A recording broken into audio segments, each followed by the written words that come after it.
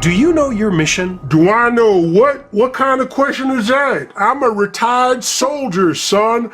Only kind of mission I got these days is taking a trash out for the old lady. Fair enough, I apologize for the obscurity of the question. I mean your mission in life. But specifically your... Like I said, my only regular mission in life these days involves about 22 pounds of material that smells like week old vinegar and comes wrapped in dark green double ply. Specifically, I was wondering what it means to really know and understand one's mission in life. Well, I'm not sure what you got in mind, son, but I'll tell you, in my humble yet extensive experience, a mission is something you can only know so well, even when you know it full well. I'm not sure what you mean. I remember doesn't matter, July, major heat wave, sea moon they call it. Our mission was relatively straightforward, sneak in behind enemy lines at dead of night and do some infrared reconnaissance photography of a Persian-style fortress that had been highly suspect of being highly fortified with some serious TN technology. And you succeeded in reconnoitering?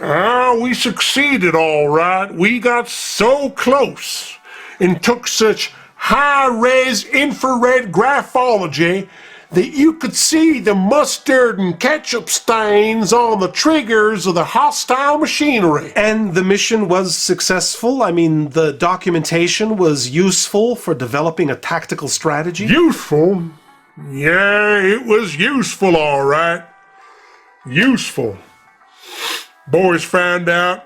They got so scared of what we were up against, they all nearly went AWOL next morning. Wow, that's scary. I can't imagine. Fear is a nasty bacteria, my friend, and there ain't no penicillin for it. Like the Miraglim. The mayor who? The reconnaissance unit in numbers. Book of numbers, you mean the scouts? The 12 men sent to scout out the land. Numbers 13, 14, yeah, 12 angry men. 10 angry men. Right you are, Rabbi. Squad Sergeant Joshua and his best private, Caleb, they came back confident that engagement of the enemy is a go.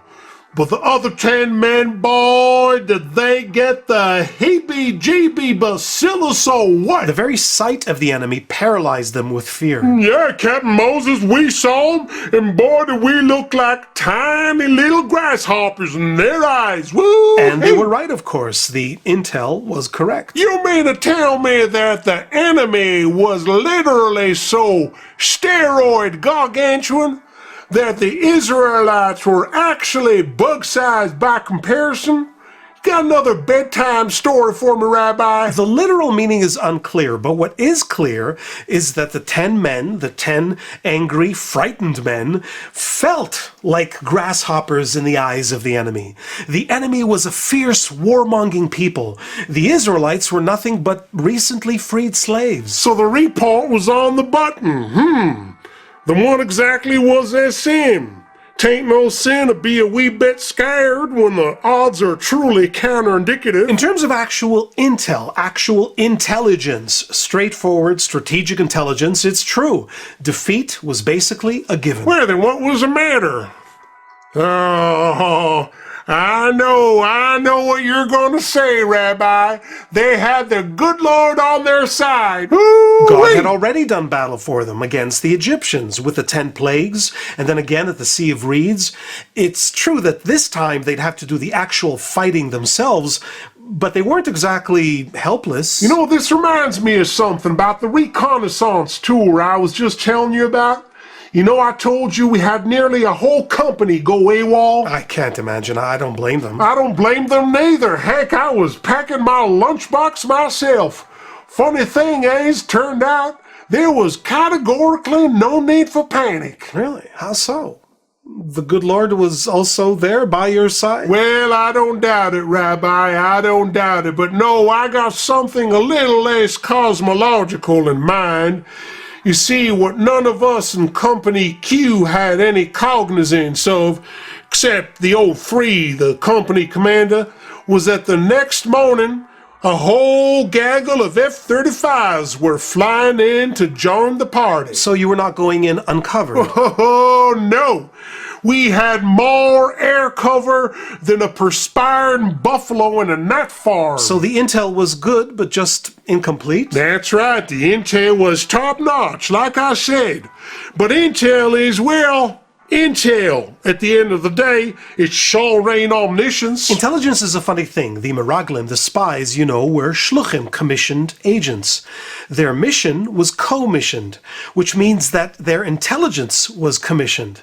That's the hard limit on intelligence. Sounds like you're getting deep there, Rabbi. Gotta bring it down an inch for us common folk. The mission of Joshua's squad was to reconnoiter and gather intelligence on how to best confront the enemy.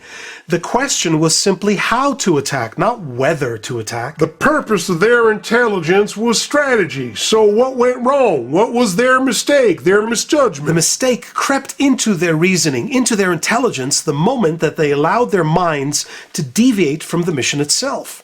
The mind of a shaliach sent on a mission has to be entirely focused on the objective of the mission. Objective, as opposed to what? Something subjective? The moment they took their eyes off the mission and allowed their minds to turn inward into a concern with their own subjective feelings and musings and anxieties, that's the moment they jeopardized the entire operation. Like when my buddies and I started drawing conclusions without considering that maybe, just maybe, the big brass had our baby skins covered all along.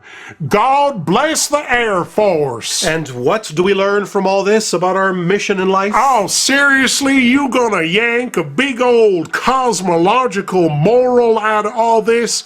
Well, ain't that just the lazy man's lazy boy philosophy? Meaning what? You don't want to see your life as a serious mission, a serious life and death mission? You're happy with just taking out the garbage? Well, now, you're hitting below the belt there, Rabbi. Come on, give an old decorated veteran a break. You expect me to be a shaliach? A soldier in what, God's army? Oh, I know what my Uncle Shmuel would say. He a nice rabbi too, your Uncle Shmuel, is that what you call him? Yeah, well, actually, usually we call him Sam. Him too, yes. Her too. Don't deflect. Fine, him too. Fine, her too. Sure, him too. Him too, but stop pushing the buck. I want